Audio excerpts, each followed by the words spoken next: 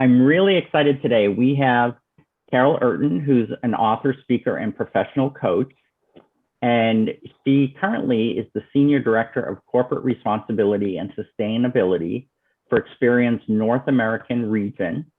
She is responsible for Experience community investment and sustainable strategies.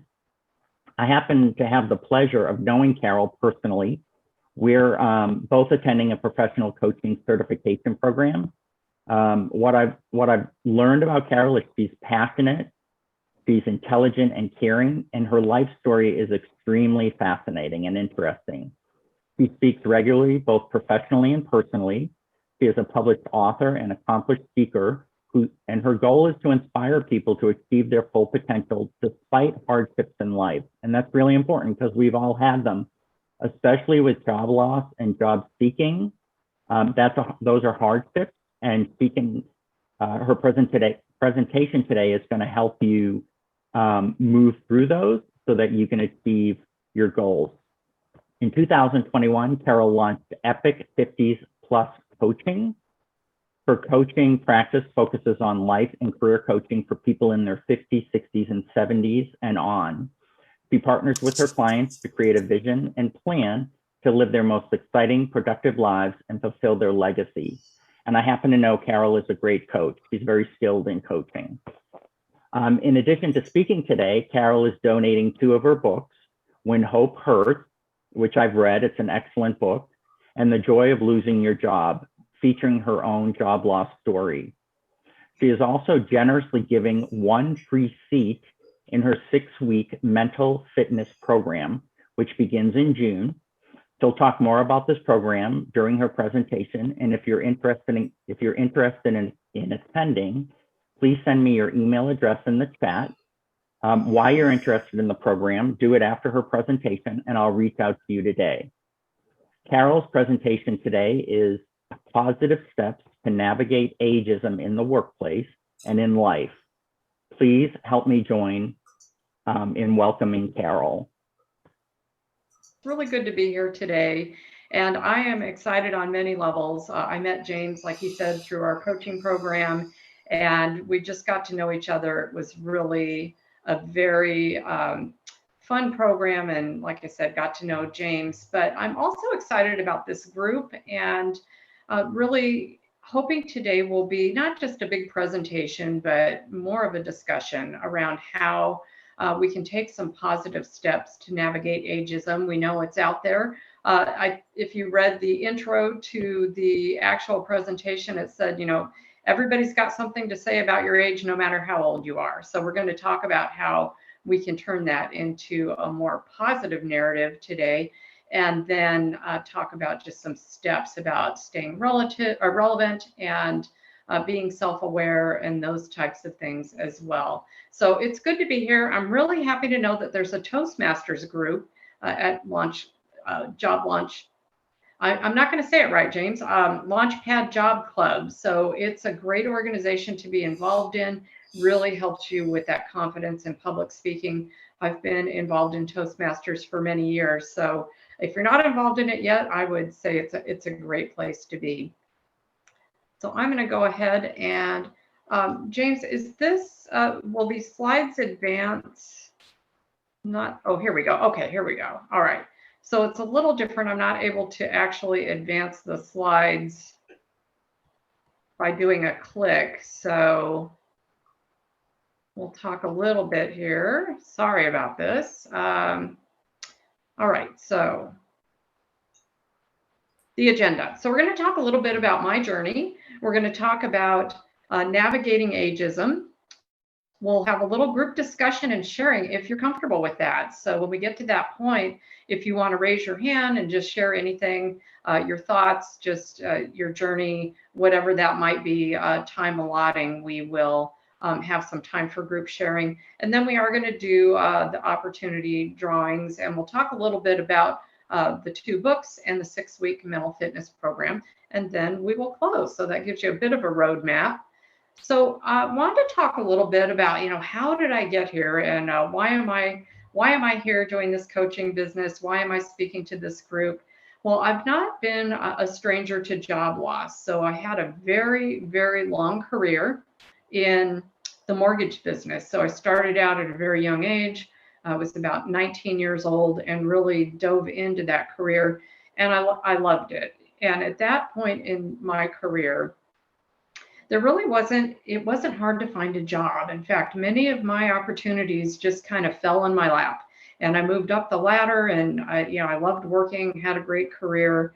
Then I took a bit of a break in my mid 30s and decided that I really wanted to go to college. And when I say take a break, I kept working, but I also went to college full time and had my kids I was raising. But I really felt like I needed that degree.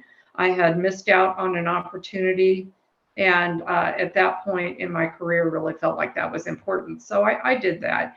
And so I continued on in the mortgage industry until about 2007, when everything just imploded. And I had really worked myself up into, some pretty big positions at some big companies. But when that fell, it was tough. And it was for the first time I found myself in a position where I had no job. I couldn't find a job. My industry was completely, just words. I don't know if any of you were there, but words can't describe what a monumental time it was in that industry. And so I took a little break from the mortgage world and decided that I would go into nonprofit work. I'd always done a lot of nonprofit work on the side because I had a real passion for child abuse prevention and helping adult survivors of child abuse. So I'd sat on a lot of boards and done a lot of work in public speaking and presenting on that topic. And so I went to work for an organization called WebWise Kids. It was a nonprofit organization, and it was really close to what I was passionate about. And so they did internet safety trainings for law enforcement and educators to help keep kids safe online. So I did that for about a year and a half. And in the meantime, I'd always had this passion around writing a book. I'd been thinking about writing a book for years and years, and it just didn't happen because I was always working. And quite frankly, I was a little afraid to write the book. But during that time, we had another, big challenge where the administration had changed. This organization was heavily funded with earmarks. Our projects had kind of come to an end. I was vice president of project management and training, and we were out of funding, and it was really tough. And so they decided to begin laying off the staff. Well, I had come to a point in time where I really, really felt like it was time for me to write this book. And so I went to them and said, lay me off. I will go home and write my book. I had about 6 months worth of income to last me. And about 6 months into writing the book, I found out that the organization was not going to be refunded and I had no job. So here I'm writing this book on hope. I have no job. I am out of money, and it is a tough time, a really tough time. So I'm going to talk to you a little bit more about that little period of time later in talking about overcoming discouragement. But anyway, I did finally wind up finding a job and went to work for a transitional housing, homeless shelter that was a 2-year program. And I really enjoyed that. But I really wasn't super happy with the nonprofit world. I missed the corporate structure. There were pros and cons to both, and frankly, I wasn't making enough money. So when my job with Experian, the one that I have now, came up, it was a perfect combination of community work and also the corporate structure, and paid me enough to be able to make a living. So I've been with Experian for about 8 years now. And all this to say, how did I get here? Why am I doing this coaching business for people that are 50 plus? Well, at my current job, we have a lot of employee resource groups for different people within the company. And so employee resource groups really serve people that may need support or are being marginalized or discriminated against. And so we have groups for people in the military or that have a military background. We've got Hispanic groups, we have Black groups, we have LGBTQ plus groups. So there was, these groups around the company. And I did a little research and found out that over 30% of the population at Experian was over the age of 50. And I thought, wow, wouldn't it be great if we had an employee resource group for people above the age of 50 to help them boost their confidence, stay relevant, be self-aware, and just have each other and navigate any kind of ageism that might be out there in the workforce. If we could increase 30% of the job satisfaction and production of the company, why not? And I really thought that it was a no-brainer. But it didn't pan out. And so it did not pan out. It didn't seem to be a huge need within the organization. And so here you go. I learned that I can turn every opportunity into a gift. And that gift was, if I can't work on this at work, I can build my own business. And so I did that. I began going to coaching school, built a website, began coaching people, did a lot of things to get myself ready to really launch this business. And so Epic 50s Plus Coaching was born, and it's been a great journey. And so I do this as a part-time job on the side. My employer is fully aware of it, and they support that. And I'm still able to help people within my own organization. So it's been a really, really great journey. And so all that to say, there is an opportunity in everything that happens in life, and learning how to navigate that and be able to turn those disappointments into something that can be productive is something that I've really had to learn throughout my lifetime. If we could go to the next slide. So what is ageism? So we're going to talk a little bit about that, just maybe kind of the nuts and bolts here. It's really just age discrimination on the basis of age at any age or perceived age. So ageism doesn't just affect the older generation, it's also affects the younger generation, and these days in between, in the middle. And so we're going to talk a bit about that. On the next slide, we're going to talk just a moment about just age discrimination and the Employment Act of 1967. So there, as you probably all know, there are laws around age discrimination, and that's the actual little description there that talks about it. But the difficulty with that is, while we know those laws are in place, it's really, really hard to prove it. It's really hard to know whether you're actually being discriminated against because of your age. We hear about it, we see it, we feel it, we hear the comments. And so it is something that is really difficult to nail down. So we're not going to talk today about, how to go after an employer for age discrimination. You just need to know that there are laws in place. It really protects applicants and employees over 40 years of age. Studies are showing that it's younger and younger. So I know I work with some people that are in their 30s that are really worried about not being where they want to be on the job ladder, because when they turn 40, they feel like they're going to be passed by. And so those are things that really need to be changed.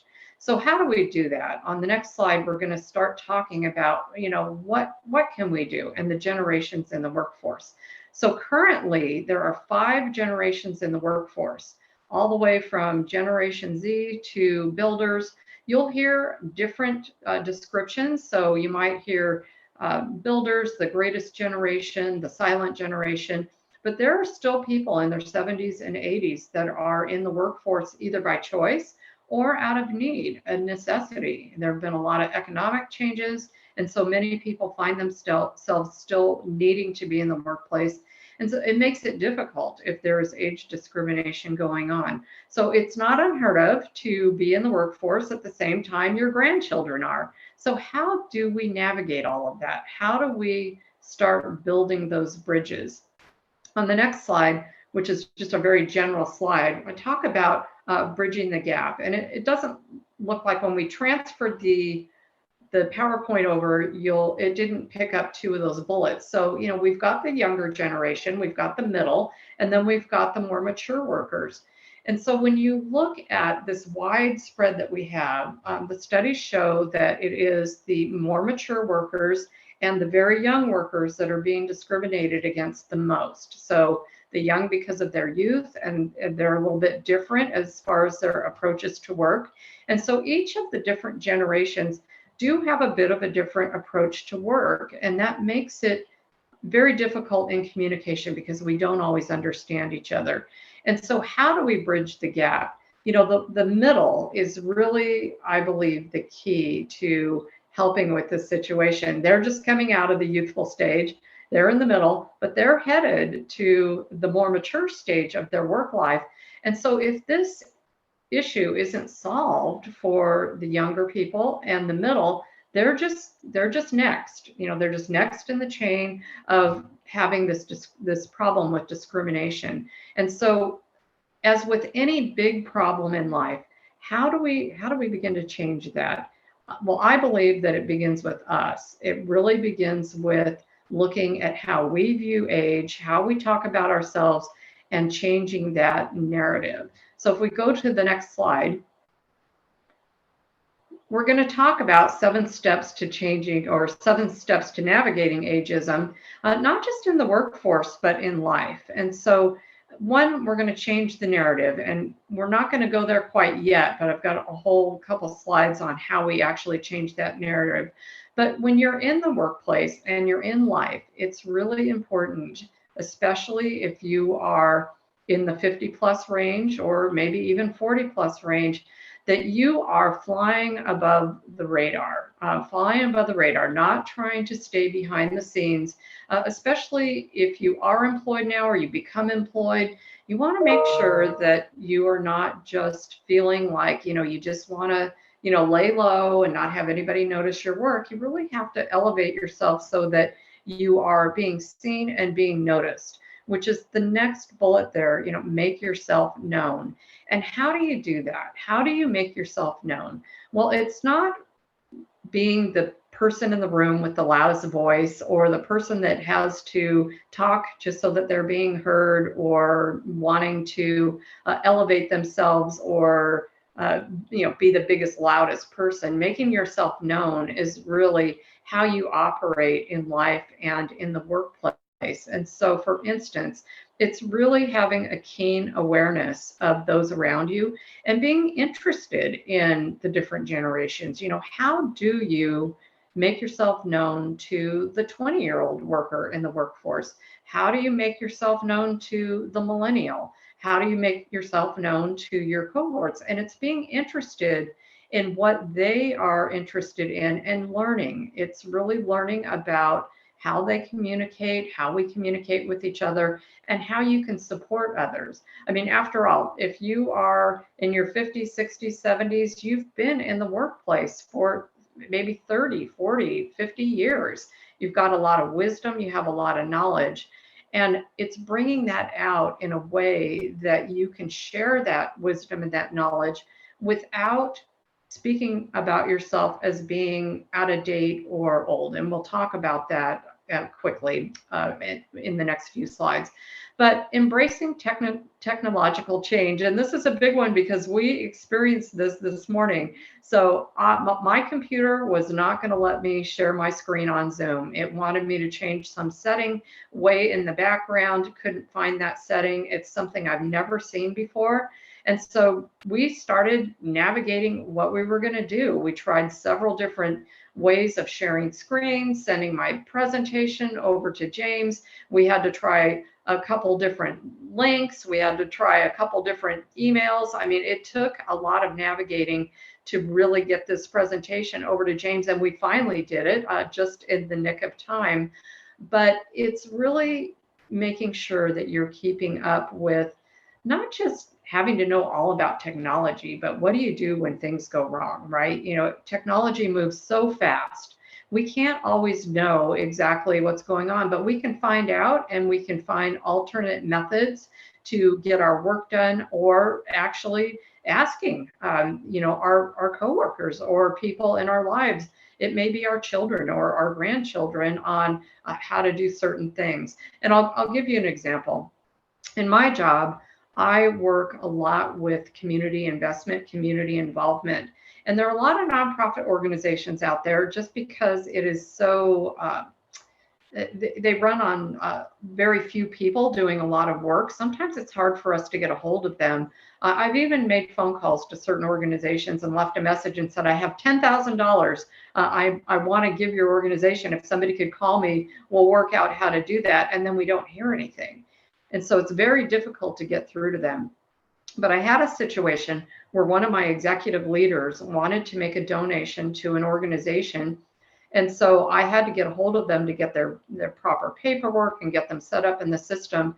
And so I started researching. I looked on their website. I, looked for them on Yelp. I did some Google research. Everywhere I went, I could not find a point of contact. There was no phone number. There was no email. There was no, send your message through a portal. There was nothing that I could find to be able to reach out to this organization. I began to feel like I was just missing something big. So I reached out to my direct report, who is a millennial, and I said, can you find a contact person for this organization? And she said, sure, I'll see what I can do. Well, within 3, 4, 5 minutes, she had all the contact information for me. And I'm like, how did you do that? And she said, well, I just reached out on Instagram. Well, that just floored me because, I'm on LinkedIn, I'm on Twitter, I'm on Facebook.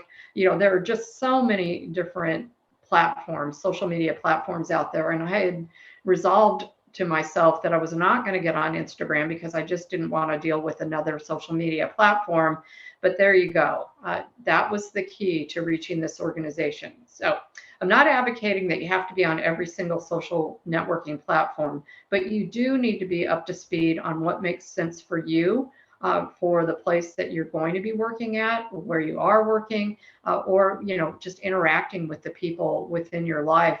And so it's finding those things that actually work for you, but not to just dismiss anything because it seems like it's too way out there. The next thing I guess I'm going to need to learn is TikTok. So rather than dreading that, I'm going to embrace it and figure out how to work within that system because I have some work projects that are going to be using that medium.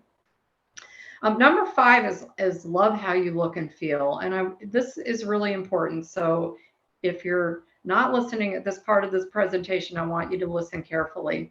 This is not about trying to stay up with society's view of what loving how you look and feel is. This is not about losing weight or getting plastic surgery or anything like that. This is about being who you are and to love the way you look and feel. And only you know what that is. And it's just showing up in a way that you feel good about yourself. And so if there are changes that you want to make to feel better about yourself, it's going to have a very positive effect, because if we don't feel good, if we don't look good as the way we want to look, then that's going to kind of project out to other people. And so it's being healthy. It's being healthy.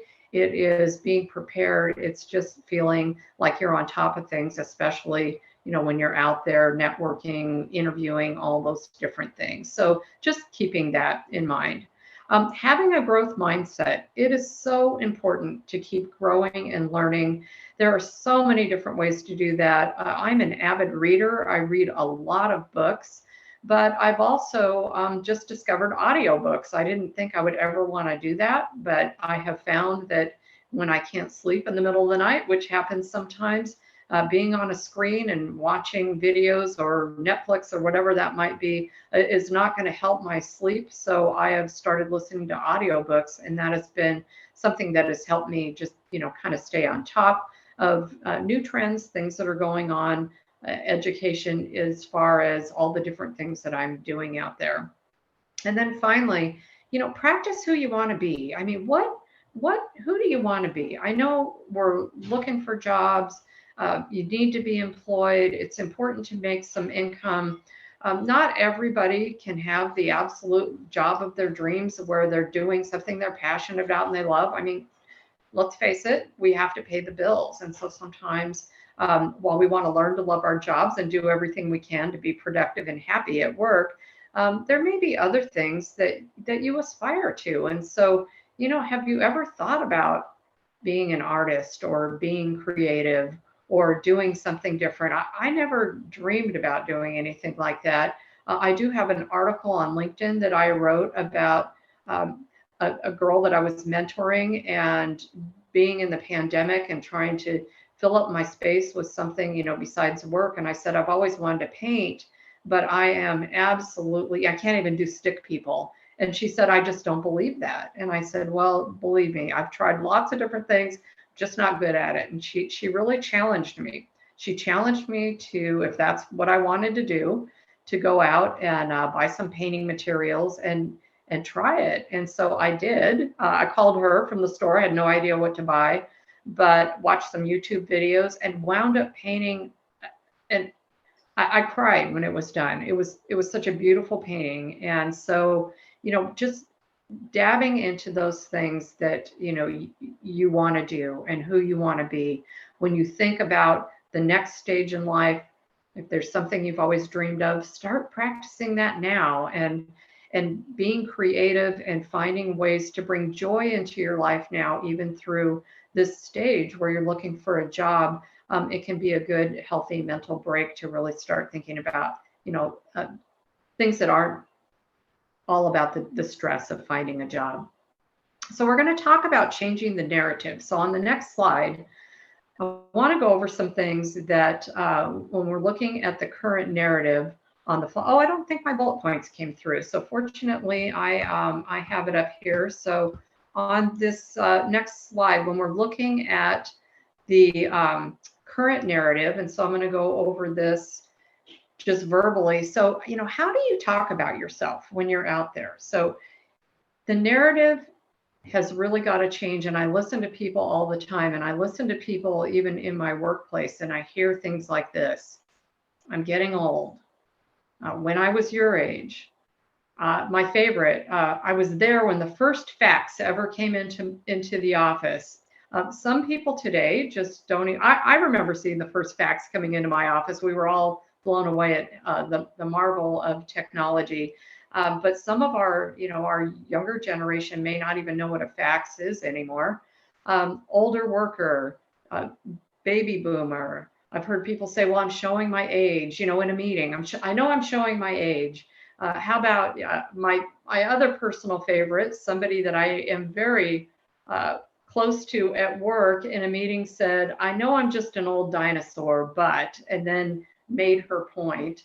And then the other one, back in the day. So I think we can all think of, these, we think funny, right? Funny little ways we refer to ourselves as being older. But what that does is it just reinforces the stereotype, right? It tells people that, we're out of date. We're reinforcing those things that they may already think. And I think in the back of our mind, we know they're thinking that. So, or they may be thinking that. And so we're just kind of playing along. But there's a much better way for us to talk about ourselves. So on the next slide, we've got some different language that we can use around looking at a new narrative.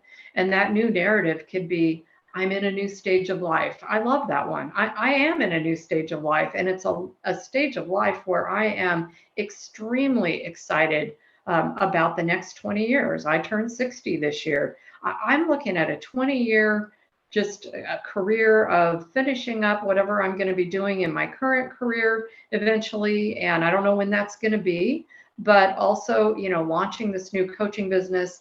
And, that's one thing about finding your seat at the table. And when we talk about that, sometimes I've seen a lot of different memes on this about, if you can't find a seat at the table, pull up a chair, or, if you can't find a seat at the table, make one for yourself. There's lots of different ways they talk about it, but I say if you can't find your seat at the table or keep your seat at the table, sometimes we just have to build a new table. And that is the exciting thing about life, is that there are a lot of ways, we can start that thinking about, building our own table and being able to move forward in life and having it be, a really exciting time.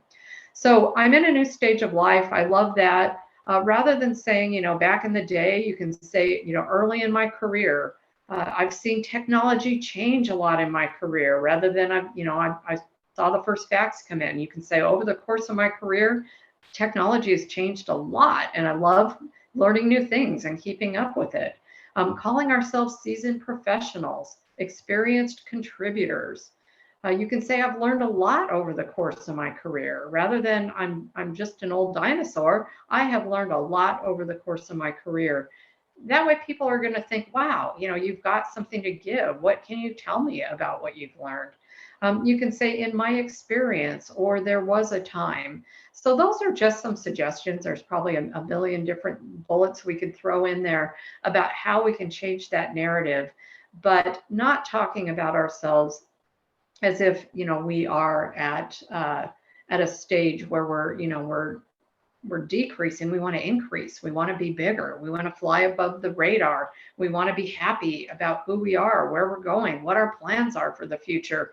Those are the types of things that high performance companies want to hear.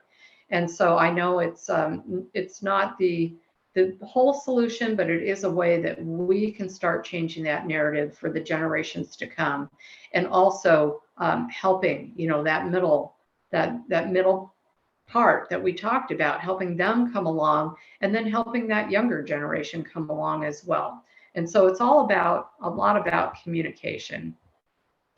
So if we go to the next slide, I want to talk a little bit about overcoming discouragement. And I know from my experience that it can be really discouraging to be out there looking for a job. It's hard. I know that. And when I went through my whole job transition, as I talked about, when I was changing jobs and coming over to Experian, in between those two different nonprofit organizations that I worked at, and I was writing the book, like I said, my book is called When Hope Hurts. And I was talking about overcoming life's obstacles and having hope no matter what you encounter or no matter what happens.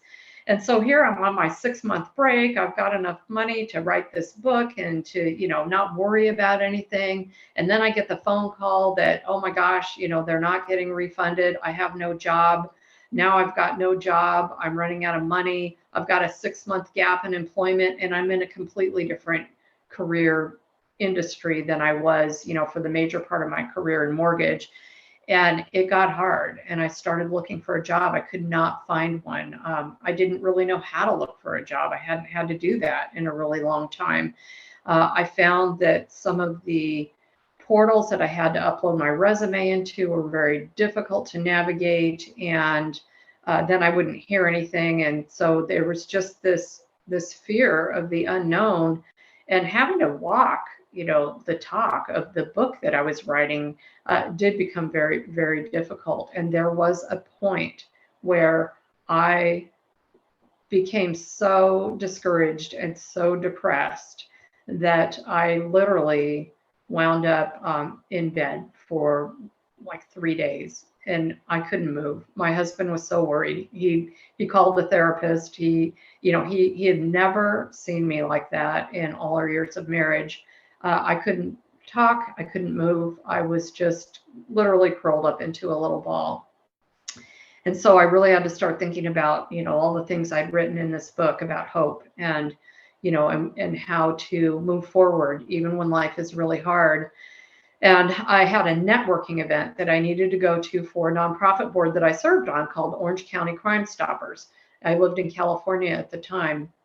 And so I didn't want to go. I just did not want to go to this event. I was supposed to be there. I thought about every way I could get out of it. And then I said to myself, no, you know what? You need to get up and you need to go. You need to get dressed. You need to try to love how you look and feel. I did not love how I looked and felt at that moment, but I got up, I got myself together.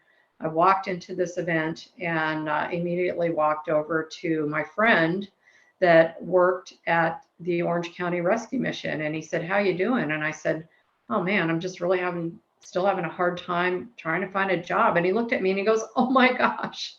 He goes, I don't know why I didn't think of you. You would be perfect. He goes, I have a development officer position that I'm interviewing for right now. And he said, you would be the perfect match. Come see me tomorrow. And so the next day I went and interviewed with him, interviewed with some other people in the company. And within a week, the week that I was going to literally run out of money, I had a new job at the Orange County Rescue Mission. So getting up, getting out, and interacting, even though there was nothing within me that wanted to do that, turned out to be, what actually saved me at that point in time. So I hope that, and you may not be discouraged in your job search, or you may not be discouraged. This may just be a natural progression in your life. But if you are, I would just encourage you to keep putting one foot in front of the other, and getting out there and networking and doing everything that you can to keep your name out there and be seen, right? You want to make yourself known, fly above the radar, and that opportunity hopefully will come along sooner rather than later. I just know that had I not gone, I would have missed out on that completely.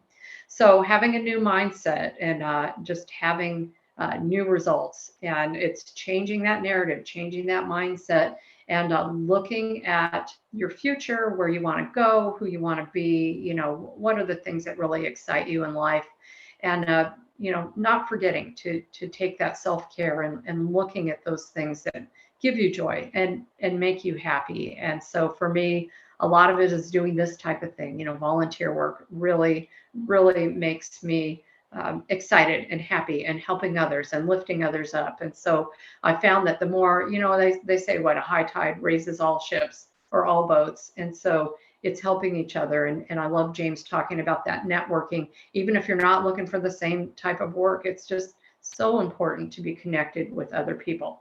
So with that, I am going to move on to the next slide. And, okay, so, it's interesting. So embracing our technological change, I'm going to have to give you a visual of what's on this slide. My slides came over, but not all the pictures did. So I've got a lineup of people, very diverse, okay, all different ages, all different ethnicities, all different types of people. And it says group discussion, and they're all going, yes, yes.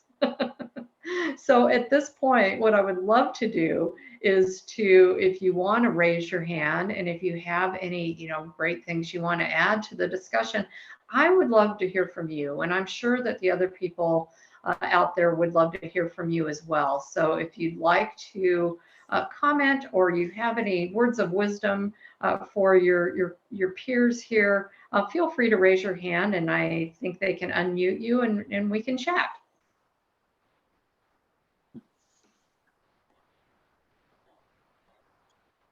Now's the time to be brave, and now's the time to make yourself known. Right, and don't be shy or nervous. You're in a safe space. Absolutely a safe place. Absolutely a safe place. Carolyn, take yourself off mute. Yeah. Paul, there. There you go. I couldn't see myself, in the gallery to unmute myself. Oh, okay. Because I was still looking at the slide.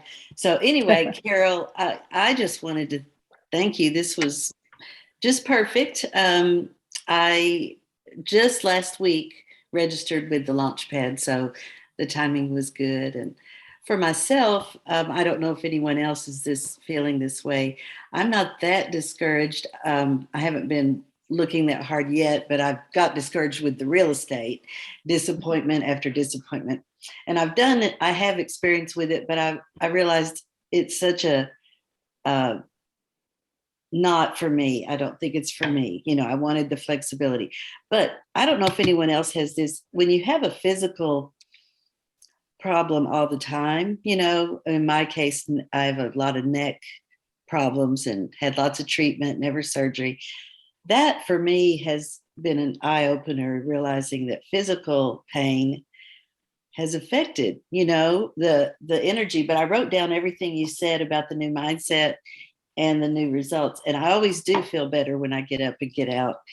But I kind of am a chronic pain person and I'm dealing with it. But I just thought I love the part about your story about the art. And I strongly believe that trying new things and using different words, as you said, a new narrative is going to be, well, it's great advice. I'm going to try it. Great. Thank you, Carolyn, and good luck. Thank you. I thought I saw somebody else say they had a little story. Oh, well, I raised my hand, but then I put it down. I have to drop off pretty quick for another call, but I just wanted to say thank you. And I sent you my phone number. I'd love to hear about your coaching services. Awesome. I am in a job I've been in for about 3.5 months, and the people are wonderful. It's super close to home. The pay is good, but I still struggle a little bit because everybody's like, oh, the market is so hot. And how do you know, if a fit feels good, but then you think, oh, well, maybe it could be better. How do you get that allure of what else is out there, and fear of commitment? In my case, I do like my job, but I support a CEO who's self-admittedly very, very ADD, so it's a little bit chaotic. But I like my job. And one good thing about when I came into this job, a recruiter found me in December, and I was actually at the time on leave from my last job because I was about to have a nervous breakdown. They were working me to death for very little money. So this was a welcome change. But one thing, when I came into this, I was very clear that I don't take meeting minutes. I love doing calendaring. I love doing office management. I'll even do personal assistant things. I am terrible at taking meeting minutes. I was very clear about that. So luckily, that's not required in this job. So, I'm still open to what else is out there.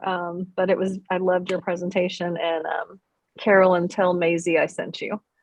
I will. Jenny, what's your Okay. last name? What's your last name? Booth, Booth. Thank you. And along with the ageism thing, Maisie is young, but she's wonderful. That's what it's all about. Yeah. I remember being that person, when I was younger, loving the older people. So there you go. Yeah, she's great. She's great. But I have to drop off for another call. So thank you, everybody. Thank you. Awesome. Thank Bye. you. And I would like to add to that too.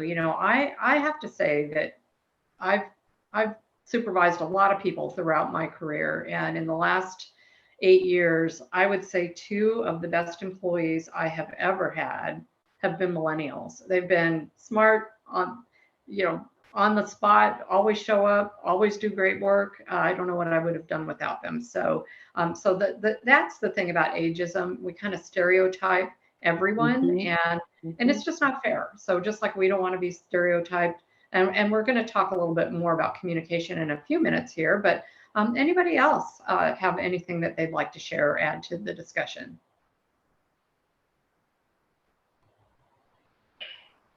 I'll mention something. Hi, my name's Ruth Ann. Thank you for speaking. Can you hear me? Yes. Oh, okay. I just had a question about, it seems like the last place that I was working at, most of the people were younger than I, and they either had children or didn't have other responsibilities other than a couple or single. But most people were not my age or over my age. And they seemed to be, from the circumstances that were going on, I was there for 9 months. They were understanding of people who had children, but not people who had to care for elderly parents. And what my question is, I mean, that is the same thing. You know what? 100%. I am in that exact same situation right now. And I lost my job over it, basically, because I was split. I was split in 2 directions. And because I had 2 parents, and one of them was in hospice care, and he passed away in December. And it's like, well, and they let me go. The girl who took my place, that one of my former coworkers felt it necessary to let me know. I don't know why. The girl who took my place just went on maternity leave. Yeah, and that is a dilemma in the I'm sorry, workplace. but if that's not ageism, Yeah. I came to work every day and Right. luckily I worked remotely, but because I had slowed down in my production a little bit. Yeah. Yeah. So what my question is really is, how do we know, like someone told me I'm upping my ante with the job search. I was met with someone during the week to try to really focus in on what direction I want to go in now as far Mhm. as work. I don't want to go back to work. I'll be quite honest. I have enough to do without going back to work, but I don't have a choice and I'm single. So, all right, what do I do now? Another crossroads. Someone told me, oh, when you're interviewing, just let them know that you may have to take a couple weeks off to move your mom. Move your mom here. She's living alone in North Carolina. Move her to Austin. She says, oh, the job market's so, you can have your way with, you can have it however you want it. You can tell them right up front, before you're hired. And I'm like, if it's a job I really want and I don't have airplane tickets for something, I'm probably not gonna say that if it's not carved in stone and planned. I Yeah. mean, how Yeah. do we navigate this stuff? Yeah, it's tough to navigate, and you are absolutely right that there are, we've got people that have children, and the pandemic, it's been really hard, and then you do have, our generation that is taking care of elderly relatives. I will say that a lot of the big corporations out there are really coming to terms with that and getting better about it. I know at Experian, we have family leave that we can take should something like that arise, whether you have children or an elderly family member that you're taking care of. So it is beginning to change.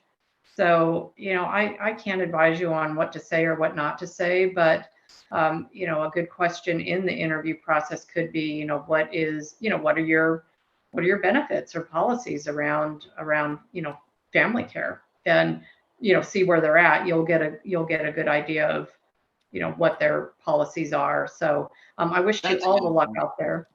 That's a good point. Thank you. Yeah. All right, one more. Yes, we have a question or a story from Heather. Heather, do you want to unmute? Sure. Hi, Carol. Thank you for today. And I wanted to let you guys know that your advice on getting up and getting out and, liking the way you look, blah, blah, is so wonderful. One of my good friends called me last night. She just had a breakup with her boyfriend, so she's very sad. And she has a really good job, by the way. And so I invited her to come out with me tonight to go learn how to line dance and two-step at the White Horse and just have some fun. So she called me this morning and said that she's really looking forward to tonight. She's so excited. And she just got word that they have a job opening at her company and I'd be a perfect fit for it. Wow. She's so glad that we connected because she's been dating a guy for the past year who's demanded all of her time. So I haven't seen her since last June. And yeah, so how fortunate they just broke up when we got to talk last night. And I invited her out because I'm getting out too, because I don't have a job right now. So I'm making sure I'm getting out. And I've been meeting the coolest people this past week. So I'm going to pass that on to her to, help find happiness again and just, get out into the world. And she said she's going to hire me for this job, but she has to go through the motions of posting it first. She's going to send me the practice questions. She's already told me what the salary is. She's just told me everything this morning before you guys started. And so Wow. I think I have a job already. That is so excited, and that speaks to putting yourself out there, flying above the radar, but it also really speaks to what a good friend you are, and those things do pay off. So congratulations, and hope that goes really well for you. Yeah, thank you. And a good positive attitude helps so Yeah. much. So yeah, thank you. It for your does. talk It today. does. Even when we don't want to have a good positive attitude, it helps to be able to generate that somehow. Great. Well, thank you so much. Okay, so we will move on to the next slide. So we're going to talk about a little bit just about communication. And so this is about communication. It's communicating with all levels of ages in the workforce, and even those that may be coming into the workforce later. I know, I have a very close relationship with my granddaughter who's 12, and really, coming up against a lot of just life challenges, and teaching her how to be positive, how to reframe, how to take a, again, every opportunity or everything that happens out there can be turned into an opportunity or a gift. It just depends on how you look at it. So on the next slide, I have a little, I don't know if it's going to show up. It seems like some of the, yeah, it's, so uh, one of the graphics didn't show up, but there's a big wheel around where it says builders and traditionalists, baby boomers, Generation X, Y, millennials, and Generation Z. And it's about having communication and building bridges together. And so on that slide, when you look at the wheel at the top wheel says, keep learning and bridging the gaps. The second is, there's arrows going around, active listening, clarification, understanding diversity, equity, and inclusion. If you're not up on that, do some reading, talk about, learn about it, about how we want to be inclusive of everyone out there, no matter what walk of life they're in. Sharing responsibility for difficulties. It's not always everybody out there. Sometimes there are things that we really need to work on ourselves. Being collaborative, problem solving together, and then celebrating the wins and successes, just like the story we just heard. Gosh, that's so great. Somebody reached out to help a friend that was sad and wound up, there's a job there. So really exciting stuff. And it's, again, keeping that communication going and making sure that we're taking responsibility for everything that we can do to learn, to grow, to have that positive mindset, and to understand the other generations, and that they do work differently. They don't work better or worse, they just work differently. And it's really, keying into how they're going to work the best, and what you can teach them about working in different ways as well. So making sure you're keeping that mindset going. And on the next slide, we are going to talk about our opportunity drawing. So the books. And this slide, I have 2 books on there. So I have, we're going to do an opportunity drawing. James is going to pick somebody out of the group. I think he's got his magic hat with names or something in the back there. But we've got my book, When Hope Hurts. It's really a memoir about how I grew up and overcoming big obstacles in my life. I grew up in a very extremely severely abusive home from the ages of 5 until the age of 14. I found myself running away from home, running the streets of LA, trying to find a safe place to be, and my journey of becoming the person that I am today. So it was hard, it was difficult, but and there was a time when just having any kind of hope was painful for me, but I found that there is hope out there no matter what. So that's my book about that. And then I was published my story in this book called The Joy of Losing Your Job. And this is a book of stories of people that have lost their jobs and have gone on to find other jobs, but a lot of people that have gone on to learn a lot about themselves and find work that they were passionate about. My particular story in there revolved around what losing my job meant. And for me, the title of my story is called The Resume of Self-Worth. And I found that at one point in my life, my entire identity and self-worth was wrapped up in what kind of job I had. And that was an obstacle for me, a big obstacle. And so I write about that journey in that story. So we're going to give away one each of those books. And then the next thing I have is a 6-week mental fitness package. So James, if you could go to the next slide. So it's called Mental Fitness. It's about how to grow the 3 core mental muscles to thrive in challenging times. And so it's a program put together by a gentleman by the name of Shirzad Shameen. And if we go to the next slide, I'll tell you a little bit about it. And the reason I'm telling you about it is there is a time commitment. So if you want to have your name in the hat for this drawing, you need to understand the time commitment involved. So it is 6 weeks. It's an app-based program. So when you join, you will get an app that you will download on your phone, and you watch a 1-hour weekly video. So each week, a new video drops into the app that you watch at your own pace. And then there's 15 minutes a day of practice on the app, and they're broken out into 2 to 3 minute segments. And you do these little mental fitness exercises that are very relaxing and easy to do. They're guided, so there's no guesswork. And then there's a weekly pod meeting where the group gets together and they talk about what they're learning through the program, and to keep each other accountable to get through the whole 6 weeks. Not that it's hard, but we all get distracted, right? And accountability helps when you know people are expecting you to follow along with the program. And then I'll do some coaching with those pods.